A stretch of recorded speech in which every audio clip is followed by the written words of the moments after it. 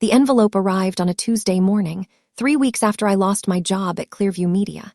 I stood in our kitchen, still wearing my pajamas at 11 a.m., holding the divorce papers my husband Tyler had filed without warning. His lawyer's letter was brief and cold. Tyler cited my unemployment as evidence of our incompatible lifestyles and requested immediate separation of assets. I read it twice, my hands perfectly steady, while our coffee maker beeped in the background. The papers claimed I had become financially dependent and emotionally distant. What Tyler didn't know was that I had been awake for 72 hours straight before my termination, working on something that would change everything. I placed the envelope on the counter next to his favorite mug and pulled out my phone. The call I needed to make couldn't wait any longer. My name is Vanessa Torres, and until 3 weeks ago, I was a senior producer at Clearview Media, one of the largest streaming networks in the country. I had spent 6 years creating documentary content that won awards and attracted millions of viewers. Tyler and I had been married for 8 years. He worked as a sales director at his father's insurance company, a comfortable position that required minimal effort. We lived in a spacious house in the suburbs, drove nice cars, and appeared successful to everyone who knew us. But our marriage had been quietly crumbling for the past year. Tyler grew distant as his career stagnated while mine flourished. He made comments about my long hours and dedication to my work, calling it an obsession. I ignored the warning signs, focused on my projects. Morning I lost my job. I had just finished an investigative documentary about corporate fraud in the pharmaceutical industry. My team and I had spent 18 months gathering evidence, conducting interviews, and building an airtight case against Donovan Pharmaceuticals. The company had been suppressing safety data about their best-selling medication. 2 days before our scheduled release, Clearview's legal department shut down the project. They claimed insufficient evidence, but I knew the truth. Donovan Pharmaceuticals had threatened a massive lawsuit and pulled their advertising contracts. My boss, Franklin Hayes, called me into his office that afternoon. He avoided eye contact as he explained that the company was restructuring and my position was being eliminated. The documentary would never air. I cleaned out my desk in silence, taking only personal items. Everything else stayed behind, including my work laptop. What Franklin didn't know was that I had anticipated this possibility months earlier. When our lead researcher discovered evidence of Donovan's executives bribing FDA officials, I realized how dangerous our investigation had become. I started keeping duplicate files on my personal encrypted drive, documenting everything outside of company servers. I also reached out quietly to independent journalists and alternative media platforms, building relationships that might prove valuable. The night before my termination, I received a tip from a Donovan whistleblower. The information was explosive, far beyond what we had already gathered. I spent 3 days verifying the documents and recordings the whistleblower provided. By the time Clearview fired me, I had enough evidence to publish the story independently. I just needed the right platform and legal protection. Tyler came home late the night I was fired. I had prepared dinner, hopping to talk about what happened and discuss our next steps. He barely looked at the food, pouring himself a drink instead. When I explained that Clearview had terminated my position, his face hardened. He asked about severance pay and how long it would last. I told him 3 months of salary plus accumulated vacation time. His response was cold and calculated. He suggested I take time to rest and figure out what I really wanted from life. The way he emphasized really made my stomach turn. Over the next 2 weeks, Tyler became increasingly distant. He worked late most nights and spent weekends at his parents' house, supposedly helping his father with business projects. I focused on organizing my documentary evidence and reaching out to potential partners who might help me publish the story independently. I contacted Maxwell Chen at Independent Voices, a respected investigative journalism platform known for publishing stories major networks wouldn't touch. Maxwell and I had met at a media conference 3 years earlier, and we'd stayed in contact professionally. I sent him a carefully worded email outlining what I had discovered about Donovan Pharmaceuticals. He responded within 2 hours, asking for a secure video call. During our conversation, I walked him through the evidence, the suppressed safety data, the bribed officials, and the new whistleblower documents. Maxwell was silent for a long moment after I finished. Then he leaned forward and said this was the biggest pharmaceutical scandal in a decade. He offered me complete editorial control and legal backing from Independent Voice's attorneys. We scheduled a meeting for the following week to finalize details and plan the publication strategy. The day after my meeting with Maxwell, Tyler served me with divorce papers. I found them waiting on the kitchen counter when I returned from a coffee meeting with my former colleague, Brianna. Tyler wasn't home. He had left a brief note saying he'd stay at his parents' house until we could discuss the separation civilly. The legal documents outlined his demands. He wanted the house sold immediately, with profits split equally despite my larger down payment. He requested half of my retirement accounts and investment portfolio. Most insulting was his claim that my job loss demonstrated financial instability, suggesting he deserved compensation for emotional distress caused by my career choices. I photographed every page, forwarded copies to the attorney Maxwell had recommended, and texted Tyler a simple response confirming I received the papers. Then I returned to work on the documentary that would change both our lives. My attorney, Patricia Huang, reviewed Tyler's divorce filing during our first meeting. She sat across from me in her downtown office, reading through the documents with increasingly raised eyebrows. When she finished, she looked up and asked if Tyler knew about the Independent Voices project. I shook my head, explaining I had kept my investigative work completely separate from our home life, especially after Clearview's betrayal. Patricia smiled slightly and made several notes. She explained that Tyler's claims about my financial instability would look foolish once my documentary generated the attention she expected it would. She advised me to proceed quietly with the divorce proceedings while finalizing the publication. The contrast between Tyler's timing and my upcoming success would speak volumes about his character. I agreed, signing the retainer and authorizing her to respond to Tyler's demands with standard delaying tactics. Over the next 3 weeks, I worked 16-hour days finalizing the documentary with Maxwell's team. We fact-checked every detail, verified every source, and prepared for the legal battle Donovan Pharmaceuticals would inevitably launch. The whistleblower, a former quality control director named Dr. Helena Price, agreed to go on record with her identity protected until publication. Her testimony was devastating. She described years of deliberately hidden safety concerns, manipulated trial data, and systematic intimidation of employees who raised questions. We titled the documentary, Prescription for Profit, The Donovan Deception. Independent Voices scheduled it for release on their platform with simultaneous distribution to partner networks worldwide. Maxwell arranged advanced screenings for journalists at major publications. The media embargo would lift at exactly 8 a.m. on a Monday morning, 3 weeks from the day I received Tyler's divorce papers. During those 3 weeks, Tyler maintained his distance. He communicated only through his attorney, making increasingly aggressive demands. He wanted immediate access to our joint bank accounts, which I had quietly frozen on Patricia's advice. He demanded I vacate the house so it could be listed for sale. He even tried claiming ownership of my car, which I had purchased entirely with my own income before our marriage. Patricia handled each demand with professional dismissals, noting that Tyler's claims lacked legal foundation. Meanwhile, I moved valuable personal items to a secure storage unit, including my grandmother's jewelry and important documents.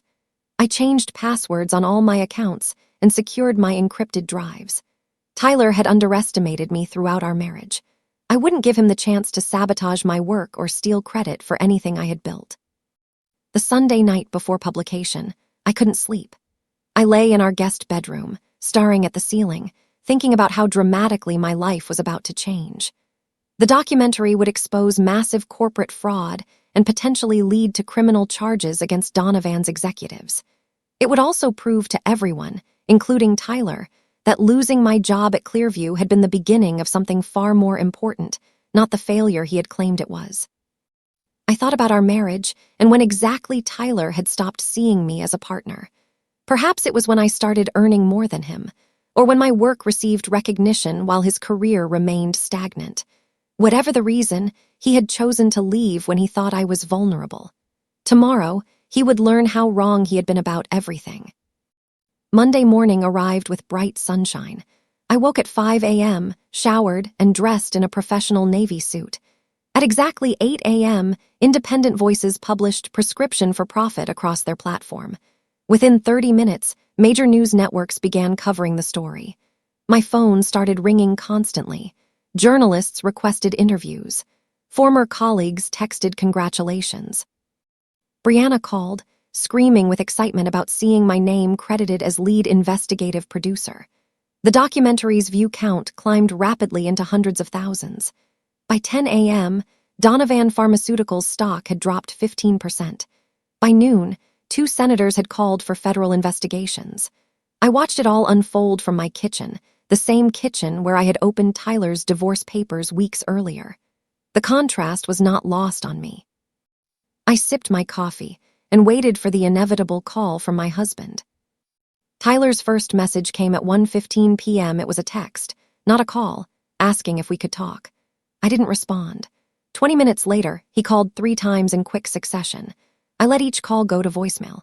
Finally, he sent a longer text explaining that he had seen the news coverage and wanted to congratulate me personally. He suggested we meet for dinner to discuss everything that had happened between us. His tone was completely different from the cold distance of previous weeks. I forwarded the messages to Patricia without comment.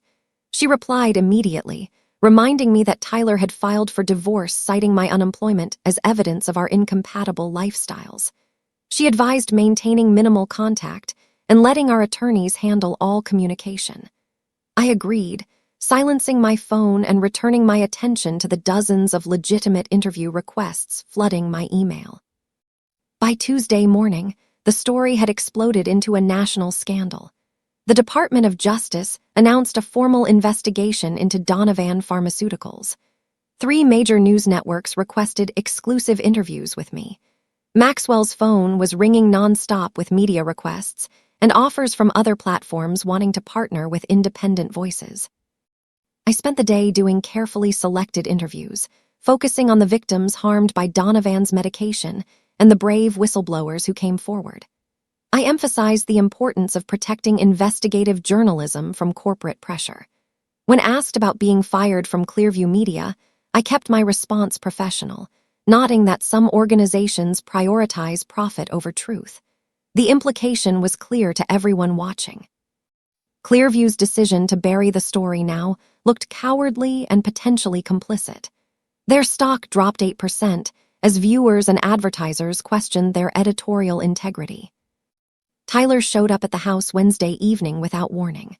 I watched through the window as he parked his car and walked toward the front door, carrying flowers and wearing his most expensive suit. I opened the door before he could knock, blocking the entrance with my body. He smiled nervously, offering the flowers and asking if we could talk inside. I took the flowers but didn't move from the doorway. Tyler's smile faded as he realized I wasn't going to invite him in. He started talking quickly, explaining that he had made a terrible mistake with the divorce filing.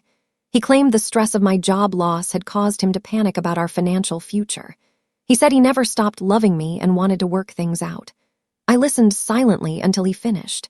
Then I handed the flowers back and told him to contact Patricia if he had anything legal to discuss.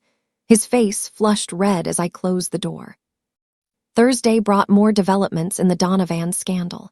Federal agents raided the company's headquarters, seizing documents and computers. 3 executives were placed on administrative leave. Patient advocacy groups began organizing class action lawsuits. Independent Voice's documentary had been viewed over 5 million times across various platforms. Maxwell called to discuss a book deal that a major publisher had proposed. They wanted me to write a detailed account of the investigation and Clearview's decision to suppress the story. The advance they offered was substantial, more money than I had earned in 2 years at Clearview. I asked Maxwell's opinion, and he encouraged me to consider it seriously. This story had legs, he explained, and I deserved to benefit from the courage I had shown. I told him I would think about it and scheduled a call with a literary agent for Friday. Tyler's attorney contacted Patricia on Friday morning with a surprising message. Tyler wanted to withdraw the divorce filing and attend marriage counseling. He was willing to acknowledge his mistake and work on rebuilding our relationship. Patricia called me immediately after receiving the message, her tone suggesting exactly what she thought about Tyler's sudden change of heart. She asked how I wanted to proceed.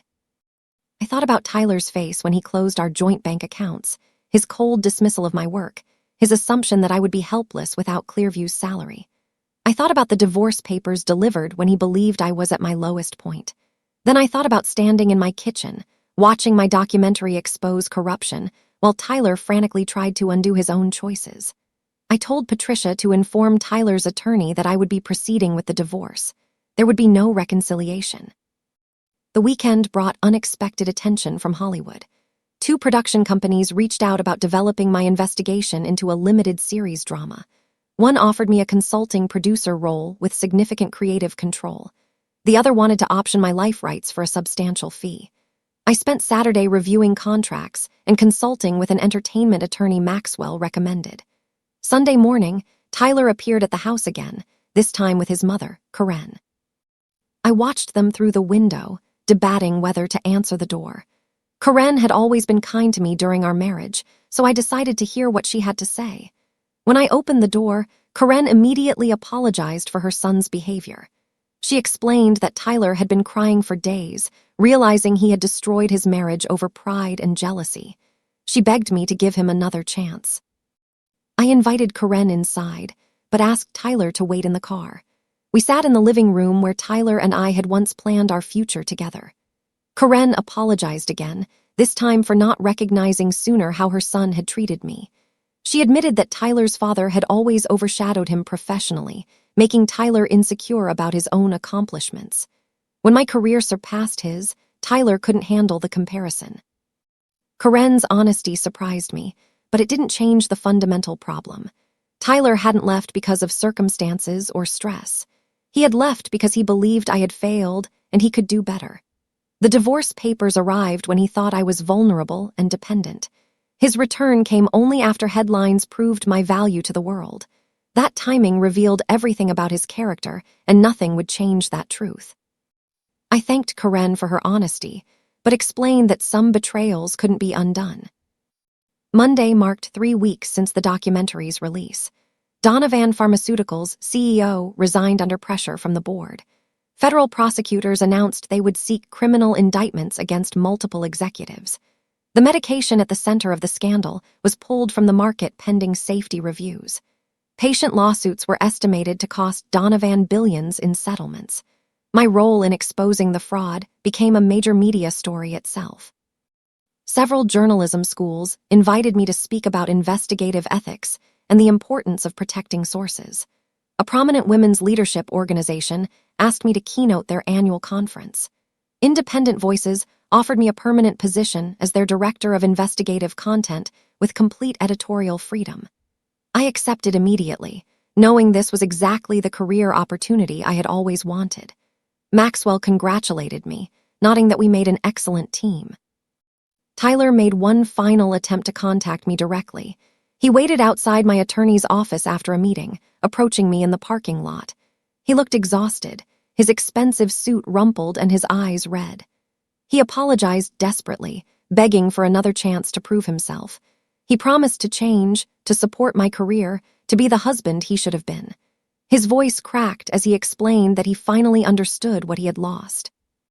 I listened without interrupting, then I asked him a simple question.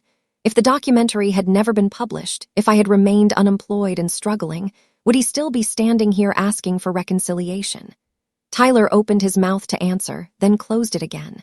We both knew the truth. He wouldn't have come back if I hadn't become successful again. His love was conditional on my achievements, and that wasn't love at all. I walked to my car without saying another word. The divorce proceedings moved quickly after that. Tyler stopped fighting Patricia's responses, accepting a settlement that gave me the house, my retirement accounts, and my separate assets. He received his personal belongings and his own retirement savings. Patricia negotiated expertly, pointing out that Tyler's documented abandonment during my temporary unemployment would look terrible to any judge. The settlement included a clause preventing Tyler from discussing our marriage publicly or claiming any connection to my professional success. He signed without argument, probably relieved to avoid a public trial that would expose his calculated cruelty. 3 months after receiving his divorce papers in my kitchen, I signed the final documents ending our marriage. I felt relief, not sadness. Tyler had shown me exactly who he was when he thought I had nothing left. I would never forget that lesson. 6 months after the documentary's release, I stood on stage at the National Press Club, accepting an award for investigative journalism.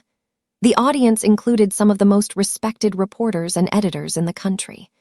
As I held the glass trophy, I thought about the night I was fired from Clearview, believing my career might be over. I thought about Tyler's divorce papers arriving when he assumed I was broken. I thought about all the people who had underestimated me, who had confused my temporary circumstances with my permanent value. The award wasn't just recognition for exposing Donovan's fraud. It represented everything I had overcome, every doubt I had proven wrong, every person who had dismissed me and lived to regret it. I thanked my team, the whistleblowers, and independent voices for supporting truth over profit. I didn't mention Tyler once. My new position at Independent Voices proved even more fulfilling than I had hoped. I built a team of talented investigative journalists and began developing several long-term projects exposing corporate and political corruption. The book about the Donovan investigation became a bestseller, spending 12 weeks on the national lists. The advance and royalties gave me complete financial security and independence. I bought out Tyler's remaining interest in our house and renovated it completely, erasing every reminder of our failed marriage. Brianna moved in as my roommate temporarily while searching for her own place. We spent evenings planning my next investigation and laughing about how thoroughly Tyler had miscalculated everything. One evening, Brianna showed me Tyler's social media profile.